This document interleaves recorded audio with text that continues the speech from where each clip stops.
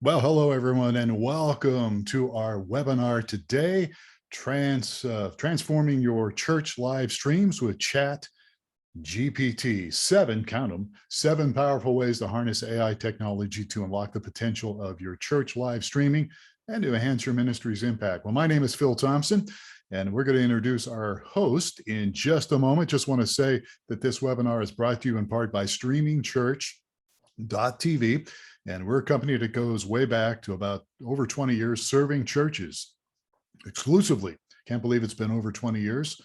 Our goal for this webinar, in fact, all our monthly webinars that we've been doing here, is to really help inform you and provide you resources for your ministry. That's what it's all about. We want to help you succeed. So today's webinar is going to include some Q&A, like it always does. The Q&A will be at the very end of the webinar. Our plan is to go about 30 minutes. And then we'll do Q&A. You can type your questions in the chat. You can do it now if you want. And we'll get to those questions here at the end. Kenny will be our special guest today, Kenny Jong. He'll introduce himself in a moment. Also want to remind you that on your Zoom, there's should be something up towards the upper right. I think that's your speaker view. You can click speaker view so you can see the content and the charts that Kenny will be sharing when he speaks. So let me just take a moment here to introduce our guest. I've already been yakking at you, so I'll just keep going. My name is Phil Thompson. I've been working on staff with churches now since the late 1970s, and I've done a variety of things from music to executive pastor to senior pastor, and pretty much almost everything in between. The bottom line is I love helping churches use technology. All of us do here.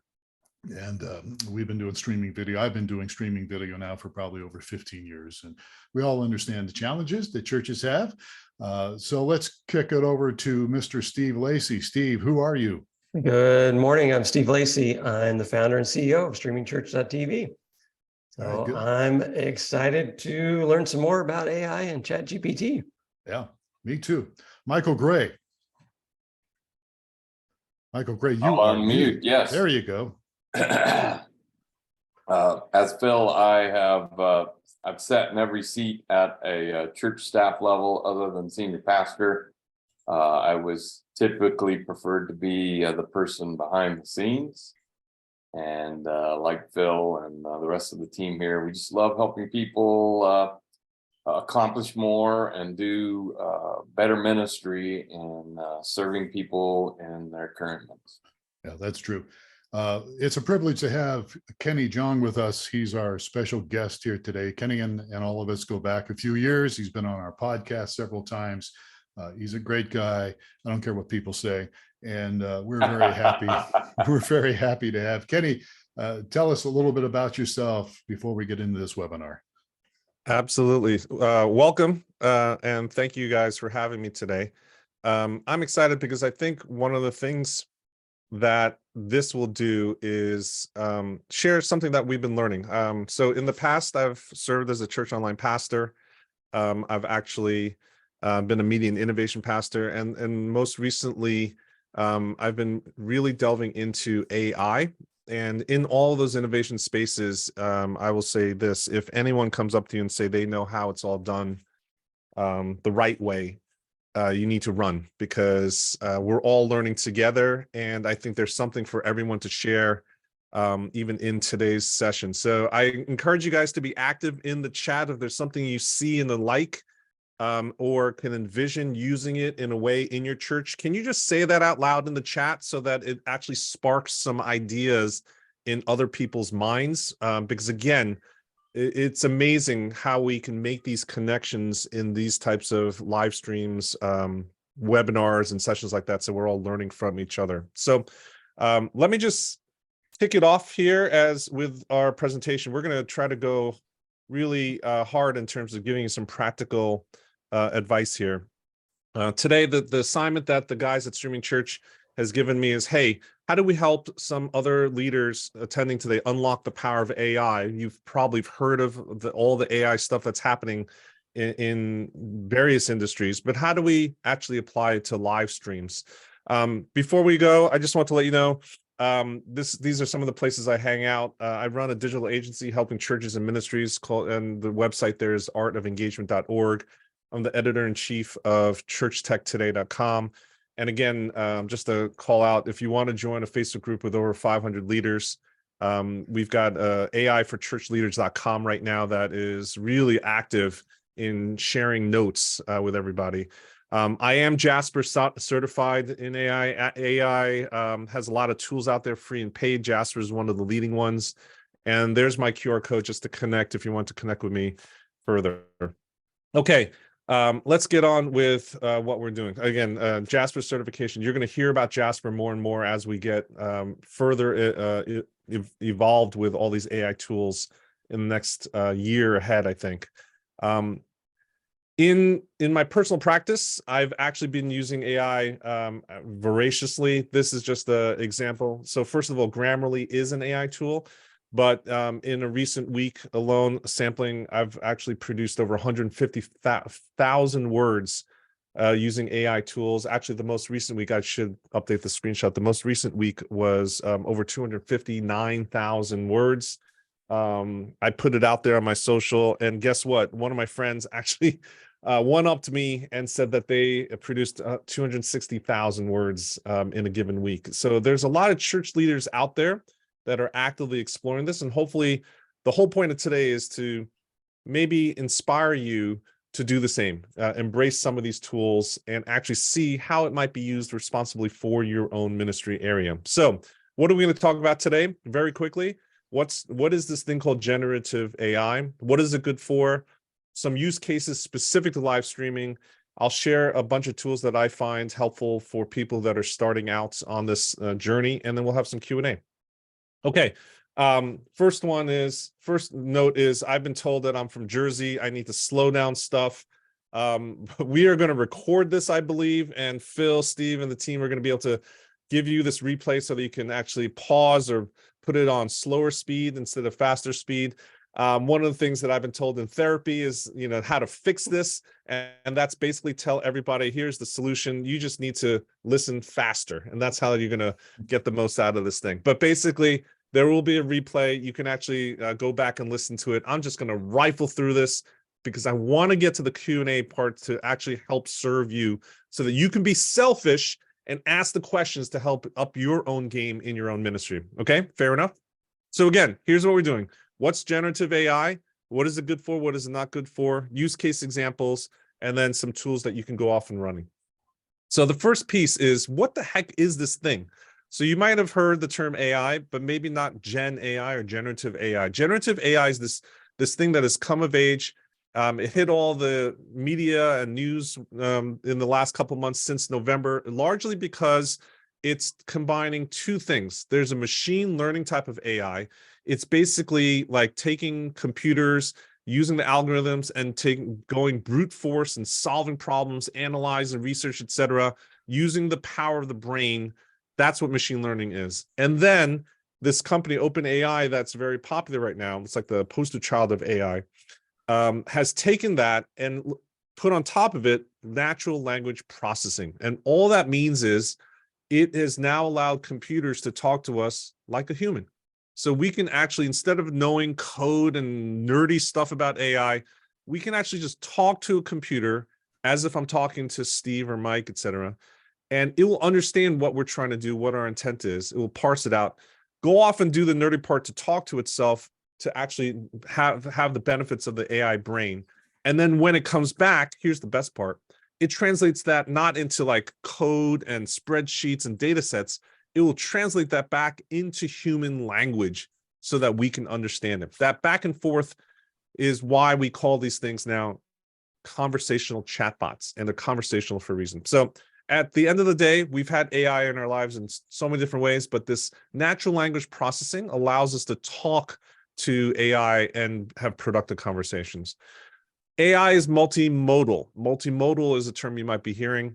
And that just means it can do things in different formats. It can do it in text, it can do it in images, it can do it in audio and music, and it can do it in video. So you're going to start to see stuff that is largely text-based, but in the next couple of months ahead, we are now starting to see video stuff come out, audio stuff come out. And there's a prediction. I went to a Silicon Valley conference on AI recently, and there was a prediction by one of the leaders in the industry saying that by the year 2025 or 2026, which if you think about it is not that far away, you will see a major motion picture that is commercially successful that is completely generated in AI. Everything from the concepting, the scripting, the characters, the audio, the video, the music, everything will be AI. That will have that ability by 2025, 26.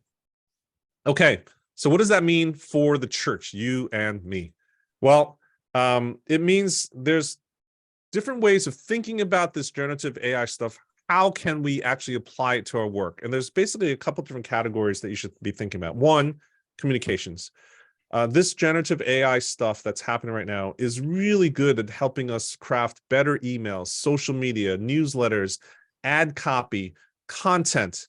Those types of things is a great use case for AI. Another one is research. Most people don't really lead with this, but this is actually, for me, has been an amazing way to use and apply AI. And it's you get that assistance in brainstorming stuff, summarizing content, being able to have deeper and broader swaths of research at our fingertips to be able to process that in a much more efficient manner. And then come up with topic suggestions and refinement based on personas or audiences that we're trying to reach. And then industry dynamics, meaning learning about things that we are not familiar with and synthesizing stuff and helping us get up to speed on various things. One example is mental health. We're running a mental health summit for church leaders in May, and we're seeing that church leaders are not up to speed on mental health. I myself don't understand all the jargon and terms out there. And so going to ChatGPT or Jarvis or these tools and helping us get up to speed and learning quickly about stuff, thinking about it as a supercharged Cliff Notes for all things that you don't understand fully. It allows you to be much more contextually useful in your ministry. Okay, another one is analysis and organizing things. Data manipulation, identifying gaps in patterns that you have in a spreadsheet, planning events, providing scheduling, reorganizing content so it makes it much more logical, or repurposing it for another use case. That's another great use of AI. And the last one I'm thinking of is improvement. Basically, because it taps data sets of millions and millions of data points of things that are out there that are best practice stuff, it can apply those frameworks and best practices and things like that so that it improves what you've already produced and makes it better. Think of it like a spell check and grammar check, but on steroids. So content logic, arguments, questions, persuasiveness, reframing for different audiences. You might have a sermon message and you might say, hey, can you reframe this for the youth ministry crowd? How would that message land with a men's group versus a women's group versus skeptics versus someone who just became a new believer, right? So this is the type of improvement that AI can help accelerate for you. In the end, I think you can think of 3 buckets. AI is good at helping you do research. I think that's really where this thing shines. Analysis of content, and then actually producing new content. Generative AI really helps in those things. One way to think about it that has been helpful for a lot of the people that I've been training, mentoring, and coaching is that you can think of AI as a chatbot intern, a student intern, a seminary intern that you have at your disposal that never gets tired, doesn't have an attitude, and actually respects you as an elder, right? That is what AI can be used for. Think of an intern. You would assign them something. They don't know everything. They might not understand the context or the nuances. They'll do some rudimentary stuff for you. They bring back the results, and then you can redirect them. You can actually refocus. You can actually redefine the assignment, send them back, and they can do it more for you. It's an intern relationship. Again, it's conversational. It's a conversational chatbot. Okay, let's get to the use case examples. First one is live chat engagement. So here's an example that I gave to ChatGPT.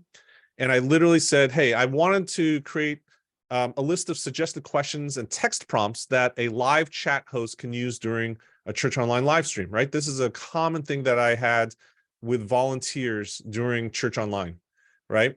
Act as an expert Church Online pastor who drives proactive engagement by attendees online through the live chat. And then I asked it, hey, can you produce 20 text prompts that I could copy paste into the live chat window during Church Online live streams? And then I said, hey, also put it into a table format so it's easy to read. One column where is the sermon message where it's relevant to, and then another one is percentage, meaning like at what point in the sermon? Is it 10% into the sermon message, 20%, 30%, right? If I have a manuscript or some notes from the pastor in advance, I could feed it to it and it can help me predict what I could write in the chat window. So I'm going to give you a sermon summary to understand what will be broadcast. And then you can tell me when you're ready to receive all that stuff and do your magic, right? So I gave them the prompt. Chatbot said, okay, I'm ready to receive the sermon summary, provide the details. I just went out on the internet and just for a sample, I found a Tim Keller sermon and someone summarized it. So I copy pasted the sermon summary there. And then what happened was this. It came back with a table. Remember, I asked it to put into a table format. At what point in the sermon, at 20%, 30%. Now, if I had timestamps in a transcript or a manuscript, it could provide you timestamps also.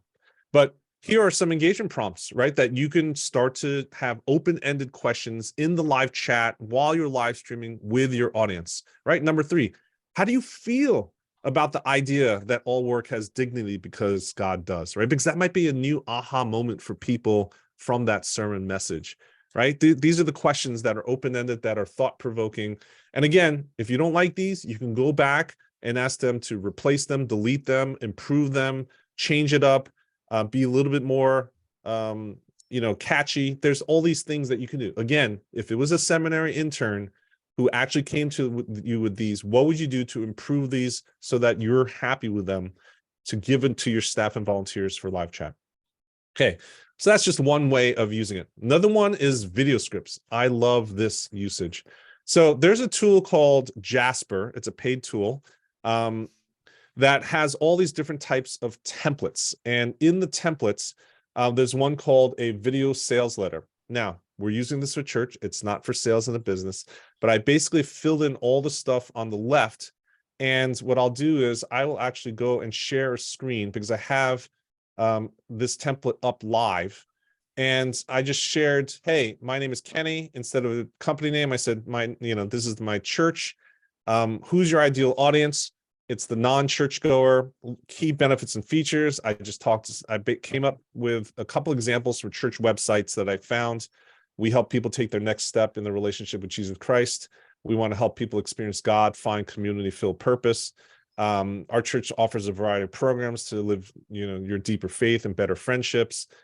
We know that life is complicated and we want to help. That's from North Points Church. So there's all these benefits, right? It's asking me for pain point, living a life that isn't fulfilling, feeling a lack of purpose. What's a true negative or scary fact? That I'm living a life with a fake facade, pretending to be things that I'm not. Big idea. You were made for more. I again pulled that off of a church website. What's your niche? A church for people who feel a little stuck and a little hopeless. Again, I pulled that from a church website. What are your customers' initial goal? Find peace and life with purpose. And what's the ultimate goal? Change my life and build a legacy. So that's a template that Jasper offers. And I'm going to say, I want to generate 3 versions. You click generate. And again, there's over 50 templates in Jasper. This is why I like Jasper versus ChatGPT, for example. And at the end of the day, it will actually generate different scripts for you to try out, right? And so this is one of those things where you can then from here, revise it, go further, change it, ask for different things. So here is just one script that it came up with. And I'll just read it out loud as a video script. You tell me, again, this is unedited, unchanged. We obviously can tweak it even further. I'm going to read this out loud. Tell me what you think about this video script. If it was on social media, if it was your welcome video for your YouTube channel, if it's a welcome email sequence, if it's on your website. Hey, I'm Pastor Kenny from Big Click Church. I want to talk to you about something that might be weighing on you. Maybe you feel like you're stuck in a rut, going through the motions day after day. You're not quite sure what your purpose is. Maybe you've been church hopping for a while, looking for a place to call home, but you just haven't found the right fit. Well, I want to let you know that you were made for more. There is a purpose for your life, and we want to help you find it. At Big Click Church, our mission is to help people take their next step in their relationship with Jesus Christ, whatever that might be, whether it's your first step or you're deep into the relationship. We offer a variety of programs and events designed to help you live deeper faith and find better friendships. We know that life is complicated and we want to help. So if you're feeling a little lost or stuck, we invite you to come and check us out. There's no need to pretend here. We're a church for people who are looking for something more out of life. We hope this is a place that you can stop searching and start living the life you were meant to live, right? And so this is just one example of a video script that you might take, improvise on it, revise, make it better, and then use it in different contexts.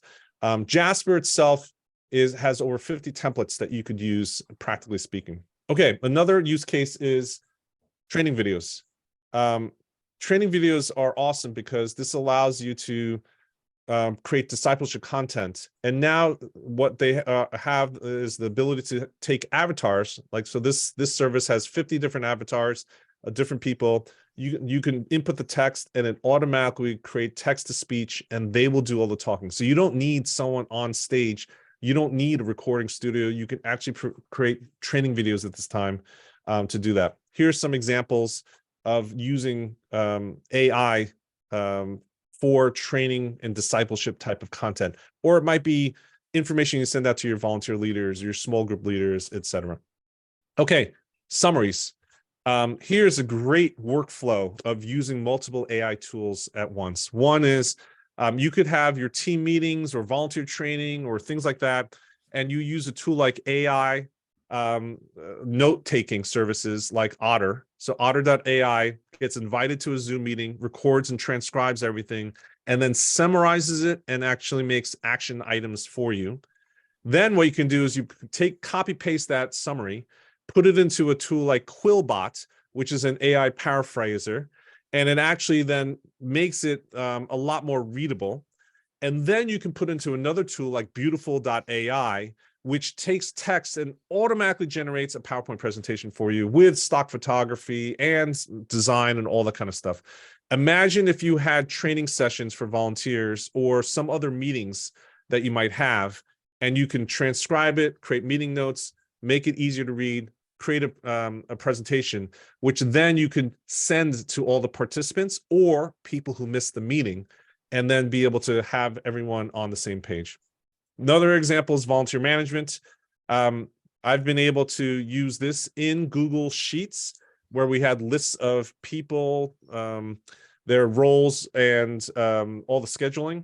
And then this is the actual prompt that I gave: generate a weekly schedule for volunteers so that each person doesn't serve more than 3 times during a month. We don't want to burn out.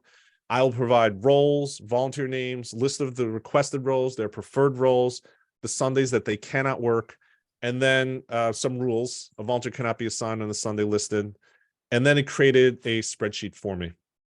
Another example is translation. A lot of churches want to reach different audiences. And so translation is a great way to do that. Your core content is your sermon message. You might have some volunteers that speak another language, but the core content is the thing that you want to help disseminate, so everyone is on the same page and the DNA of the church. And so translation is a great thing.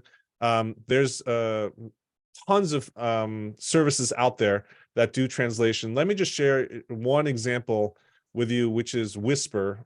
Whisper allows you to, at this point, take different languages, different form factors, and actually create amazing contextually. It's better than Google Translate. It's better than Alexa, etc. This is some examples where I took K-pop songs and translated it to English. Amazing translations. The last one is custom images. You might be doing sermon messages. You might be creating other type of curriculum and PDFs and flyers. And so these are examples of images that I was able to create recently using AI because stock photography wasn't giving me what I wanted. And as you can see, I can create any type of scenario in terms of using AI and then modifying it to tweak it to get what I want. Here's an example. Here's my dog Pom Pom that was working next to me. I put it into AI and then I created Pom Pom AI. And so there's a lot of things that you can do in the image generation, video generation as well. The last thing I want to leave you with is mega prompts. ChatGPT, Jarvis, all these things shouldn't be thought of as like a Pez machine. It's not like a one-button candy dispensing machine. You need to build dynamic prompts. And here is my framework that just helps you get started. I call it faster to get you to better results faster. And basically, you want to talk through different things with the chatbot. Longer prompts are helpful. So you want to talk about the form factor first, the audience that you're talking to, how they should be acting, what type of role they should be working as a specialist, what the task is literally, give it some evidence, context, and then what are the parameters, guardrails, restrictions. So here's an example of that chat again, that chat host thing. If you remember form factor of output, so I said, hey, look, I want you to create questions and text prompts. That's the form factor. The audience definition. I want it to be for a live chat host to use during a live stream, right? Specialist assignment, right? So, act as an expert church online pastor who drives proactive engagement by attendees, right? Task assignment. Okay, now please take this and create 20 text prompts. That's the task. And I want it to be able to copy paste. And then evidence and context. I'm going to give you something, right? So literally, I'm going to give you the sermon summary. I'm going to give you content, more context that you can actually work with it. Last one is restrictions, right? Make sure the engagement prompts you suggested are related to the sermon message concepts only. Don't go off on tangents. Don't have ADD. So that's the faster framework for a mega prompt. There's tons of other sections that you can include, but this is a great model to start experimenting with ChatGPT. And then, okay, here's the last section. We're going to rifle through it so we can get to some questions. A list of tools that you might want to explore and use by yourself. First is Bing.com. Microsoft is back. It's Revenge of the Nerds. Bing.com has integrated ChatGPT type of help with you. So like on a search result on the sidebar, you actually have conversational chatbots that you can ask questions further. They actually have a chat tab at the top of their website now, and it opens up something just like ChatGPT, an actual conversational chatbot window, and you can go back and forth with it. Google is going to come out with it. This is going to change everything. Grammarly is something that everyone should have. It helps not just with spelling, but tells you when you're in passive voice versus active voice. It really helps you improve your writing. It is a very, very, very good tool. ChatGPT is something that everyone knows. Magi is something that I would recommend over ChatGPT if you're looking to really up your game. It takes ChatGPT but adds all these features. Like you can save these prompts. Once you use them and you got the result, you can save it for future use. You can organize it. You can share things with teams. There's all the stuff that could happen with ChatGPT. This superpowers your experience. Quillbot is that paraphraser, allows you to do things with content you were already created. Beautiful.ai is the slideshow presentation software that I talked about. It's a pretty fun service. Otter.ai is the one that transcribes meetings that automatically, whenever there's a Zoom meeting on your calendar, you can automatically invite to it. I think it also does Microsoft Teams, but I know it works on Zoom and does some really, really good stuff with action items and meeting notes and things like that. Copy.ai is a version of conversational chatbots with templates. They have a bunch of templates that you could use, kind of like the one I showed you. Jasper is my preferred version. Copy.ai is like Jasper. I prefer Jasper because they've fine-tuned it for marketing and for all these other purposes. If you use this QR code, it goes to a link that gives you 10,000 words free. It's not a 14-day trial. It's like, it's up, get 10,000 word credits and you use it until you use it up. 10,000 words is enough for you to actually try it out, right? A blog post might be 500 to 1,000 words. If you think of it that way, that video script is only a couple hundred words. So if you use this, you can actually get 10,000 words just to play with it, to understand and try out any of the 50 templates that these guys have. It's pretty amazing once you start using these templates. Okay, Claude is something that you'll hear. Claude is related to Bard. Those are from Anthropic, which Google has invested 300 million into. It's another chat bot that you'll be hearing about. And then here's the final, just a couple of tools that you can screenshot, or you can actually get the replay, suggested things that you can start to play with once you get further beyond just ChatGPT. And the last call out again is AIforChurchLeaders.com. It's a Facebook group. We're growing by 20, 30, 50 members a day at this point. I think today I just added 100 people to the group. It's a place where we're trading notes, and showing real life examples for the church and ministry context. Phil and the guys are in there. You can actually have conversations with them in there as well. If you look up on Facebook, AIforChurchLeaders.com, or you can go to this URL and it'll just go to that Facebook group. Hopefully everyone here, I'll see you in that group. Okie doke, I'm done with my contents. Now we can slow down everything to 1x speed and let's talk. All right, let me, let's take some Q&A, but just before we get to that, let me share my screen here. If I can do that, if I can remember how to do that. And then we'll get to the Q&A real quick. I just want people to know what's going on here. Whoops. Why does this always change for me? There we go. There we go. This is what I want to show people. And then we'll take some Q&A. So you want to get the recorded version. By the way, somebody lost a bet here. We didn't think Kenny could do this in a half hour. And he did. I'm kind of surprised, but he did it. All right. So first of all, if you want the recorded version of this webinar, here's how you get it. Just email us. You can email us right now, support@streamingchurch.tv, support@streamingchurch.tv, and you can put in the subject line ChatGPT webinar. So that's one way you can get the recorded version. I want to remind you real quick here, coming up next month, May 16th, we're going to talk about, we do webinars every month here. One of them is going to be why should you choose a software encoder for streaming? And we have a guest, Heath Barker from vMix, and vMix down under in Australia. So we're going to cover software encoders for streaming next month. And we've got other ones lined up as well. We'll do hardware and some other things as well. So those things are coming up. I just want to remind you, we're here to help you. AIforChurchLeaders.com. You heard Kenny talk about that. You can go there. Kenny's also the editor-in-chief of ChurchTechToday.com. You can reach Kenny at kenny@churchtechtoday.com. Am I right on that, Kenny? Is that the right? Yes, absolutely. Okay. You can always reach us, support@streamingchurch.tv. We've got resources as well, like go to blog.streamingchurch.tv. We have the Church Solutions podcast. And we have past webinars you can look at. You can go to streamingchurch.tv and click resources, or just go to streamingchurch.tv/webinar.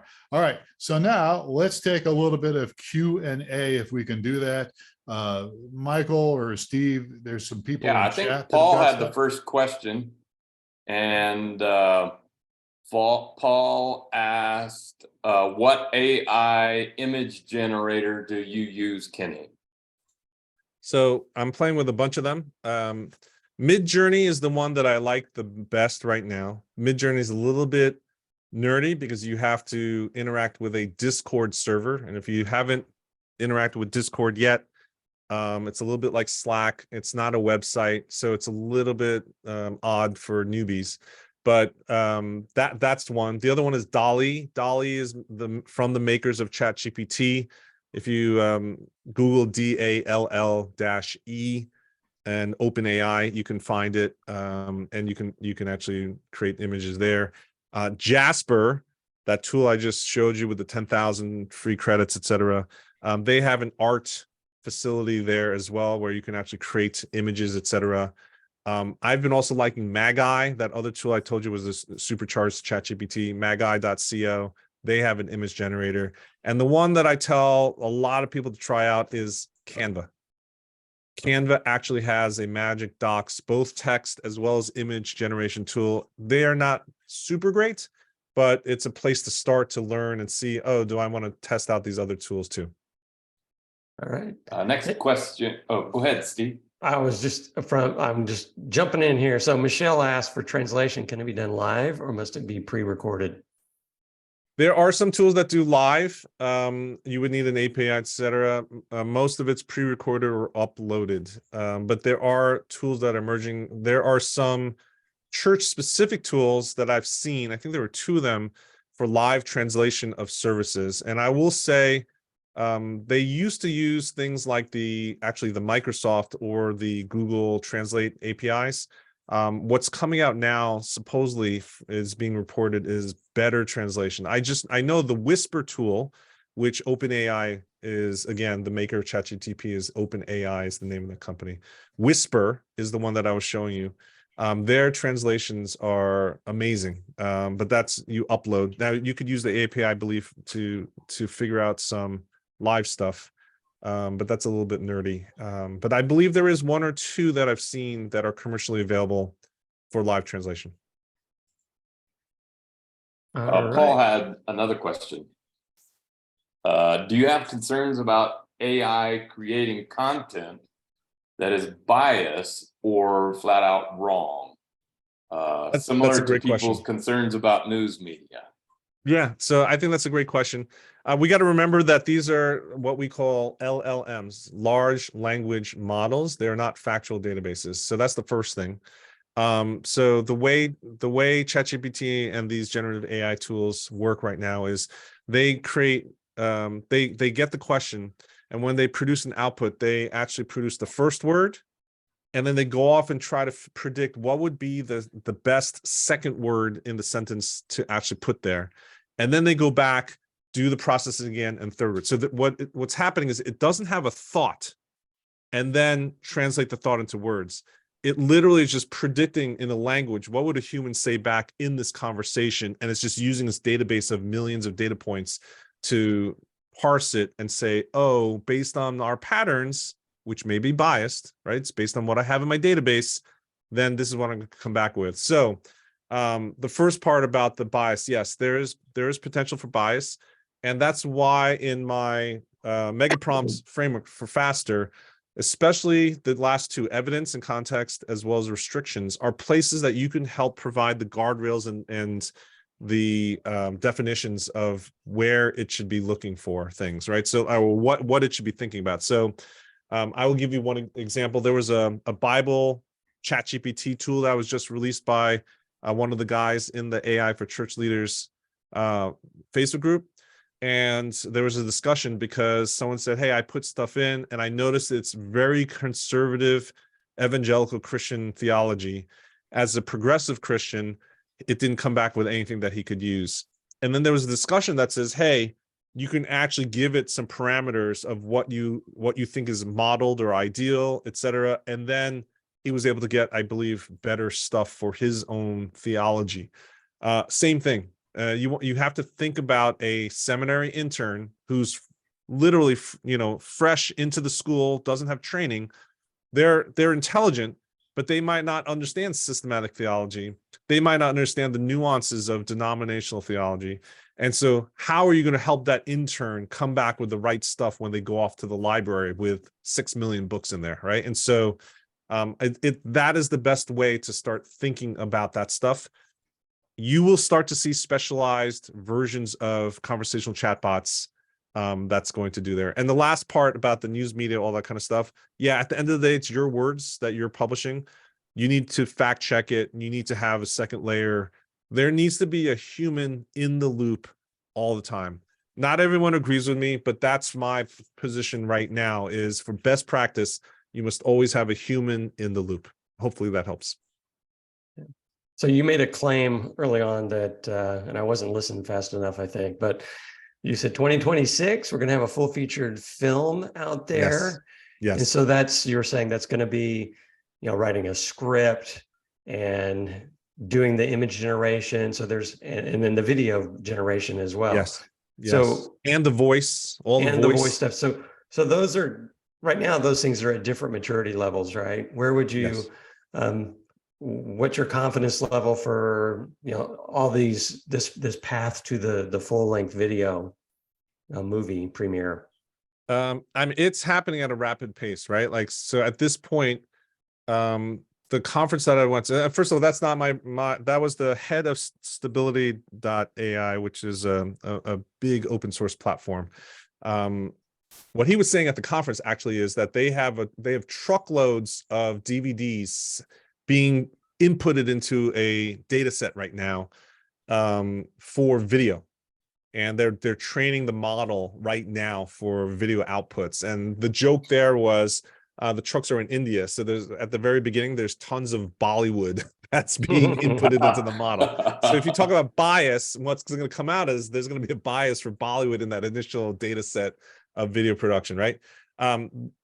Audio right now is definitely something that same thing is being used very well. Descript is a tool that I use. 11 Labs is another one. There's a couple of one that literally can clone your voice with just a little bit of input. In fact, let me just share with you. Here is an example of a post that I just did. Let me see. Hold on. I got to share with the audio, right? So let me share with the sound audio. And let's turn this on. I don't know if it's hopefully you into a can hear it. microphone. The replication of my voice will get better as I train the machine more. There are ways to change the tone of the voice too for various emotions. Wow, if that's true, then there is so much potential with this technology. Just saying that you'll probably hear more from me, or at least this other me in the near future. Crazy, right? Hey there, Kenny here with Church Tech today. Right. So that audio, I didn't say a single word of that into a mic. That was an initial clone off of literally a 10-minute audio clip that I uploaded. Now I'm scheduled next week to actually record a 30-minute script that will be uploaded, and then it will start to get emotional nuances and all that kind of stuff. But if you heard the audio, it's pretty good, especially if you have an audio track over it, etc. Then people are using tools like 11 Labs or Descript like this to actually produce full-length scripts. So right now I'm challenging my team internally.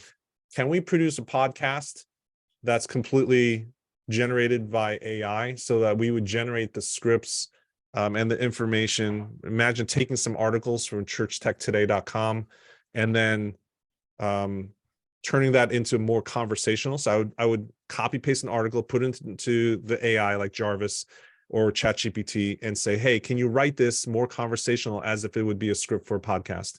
Come out and then put that into Descript or 11 Labs or one of these tools, and it would come out with my voice saying the entire script. Kenny, what was that tool again that you just played? What is it called again? The one that I'm using is Descript. So what Descript is, it's a video editor, which is amazing because you can upload a video, it transcribes it, and then you can edit down the video by editing the text, not the video. So you can get rid of single words, the ums, all that kind of stuff. And then there's this thing called overdub, where if I mentioned your name wrong, say, hey, here's my friend Pete instead of Phil, you can go back and delete the word Pete, type in the word Phil, and based on my voice, it could auto-generate Phil in the video, right? And so that's where this technology started to come from, that you can actually, a lot of times your pastor is saying things that's not correct. He might make an announcement about the upcoming thing for Easter. That's May 17th. Easter is April. You can change his actual audio to correct things in post. So anyway, it's called Descript, is that video tool. 11 Labs is for audio only, and there's a couple others. So there's one other question from Sabda that says, can you say a few more words about hallucinations? Is that a tool? So in AI, we call these factual errors as hallucinations, right? So AI comes back to you with full confidence that it's reporting to you things, and they're just factually incorrect, completely wrong. And in this industry, they call them hallucinations. Because it thinks it sees it, it has the confidence that it's true, and it reports to you as if it's true, but it really isn't. This is why you need a human in the loop, and you need fact checking, etc. I have hallucinations all the time. Are you saying what I'm seeing is not Could be. accurate? We'll see. Someone has That's to the norm. check that fact if that's a real hallucination or not. So anyway, Sabda, you're saying, hey, I recently got Bible verses quoted and was given its text as part of the answer, and double check to find that it did not exist in any version. Right. So that is correct. Many times you'll have references and quotes or attributions, etc., and it's not correct. The reason why that's happening, Sabda, is again, what it's doing is going off to its data set of millions of Wikipedia entries, databases, a big percentage of the internet that has been crawled up to 2021. And it's just coming back with predictively what would be the next word. And so there might be a lot of content where those misquoted words or concepts were on the same page as the Bible verse that was quoted. And so it might have an error and mistakenly picked up the wrong piece. If there's enough content out there that has the proximity of the wrong concept, it might associate that subject with the content that is being quoted. So that's why, again, you need humans in the loop and evidence and context, feeding that, priming the pump, and giving it stuff to work with is going to be helpful specifically. And then again, it's the tools like it's at a loss. It's in the AI for Church Leaders Facebook group. I forgot the name of the actual Bible conversational chatbot, but that one has explicitly fed the Bible text, the scripture into it, so that it actually has a better target of database to pull from versus just the internet. I get several people asking about what that was. So there's a promo to join the AI for Yeah, I Church forgot. Leaders, right? Yeah. I don't know if someone here is from that group, if you remember what the name of that tool is, put it into the chat. Or I guarantee you can email Steve or Phil or Mike, Yeah. and they will get you the answer. Yes. Have a conversation with them, ask them what that is. Let them do all the work for you. Send an email right now. Open up another window, right? And send one. I think it's Phil, Steve, and Mike at streamingchurch.tv. Is that what it is? That is, or support Yes. will get it to us too. Yeah, support it. But these guys are really helpful. They'll do all the work for you. Better than a chatbot, better than an intern. Yeah. They'll find out that Bible conversation We're chatbot answering inside. the phone We're- even. So We're Yes. like that, only we're fat. We're not, we're Yes. human, so we have lots of flesh hanging off us. All right. So what else we got here, guys? Questions? I think we may have covered it. There's some comments about a new user of Descript and loves it. But I don't know if there's any more questions here. Oh, here it is. Is there currently AI for creating websites or web pages using any format, WordPress or other CMS? Yeah. So one of the things that these chatbots are good for, ChatGPT in particular, is good for coding. And here's a great story at that Silicon Valley conference I went to. There was one guy who was heavily involved with the creation of GPT-3. That's the third generation of GPT, the technology that powers ChatGPT. And then he left when they were, I think, starting 3.5. And in today's world, we now have access to the fourth generation, GPT-4. So he was in the third generation. He said when it actually came out, they didn't know what it could do. And the whole premise, it was they built something that had more capabilities than they knew. And they needed to get to 1 million users as fast as possible so that the user base can actually tell them what it's good for. And one day on Twitter, some guy wrote, hey, I've been using this tool, and guess what? It actually wrote all the code for a website for me, and had all this JavaScript code properly done. He said he read it, his team read it, and it just blew their mind. They literally never thought of the use case of this conversational chatbot writing code. And then that changed the nature of how they thought about this innovation. Yes, you can write code. There aren't any commercially available that I know of right now that actually can literally generate that as easy as you might be thinking of, but you can prompt it to write code for different things. There is a demo of the ChatGPT 4 or GPT-4 where someone drew on a napkin a wireframe, just literally, it was a messy picture of a website. They fed it into GPT because GPT-4 now is multimodal. It could take inputs as video, as sound, audio, as images and text, not just text. And then it actually created a website. It created the code for the website. So you're going to see more of that happening in the next 6-12 months. I just saw a demo where someone took a picture of their open fridge and it identified all the elements, all the foods that are in there, and it asked to create a recipe for a meal, for an Italian meal, and then it created the recipe by identifying what was in your fridge. Things like that are happening more and more and more and more. So So, the cons for this, so we're talking about all the positive things. The cons for this are like, I'm probably going to lose my job eventually, right? Because it's going to write blogs. It's going to host the Church Solutions podcast. It's going to handle tech support. I'm going to lose my job. What other cons? I'm being a little facetious here, obviously, but I mean, the fact that we need to have humans involved, right? What else would you say is the downside to this, if any? I think it's like with any other technology, right? It's over reliance on it and trusting to do more than it is. Technology by itself is inherently neutral, right? There's no evil or good assigned to it, right?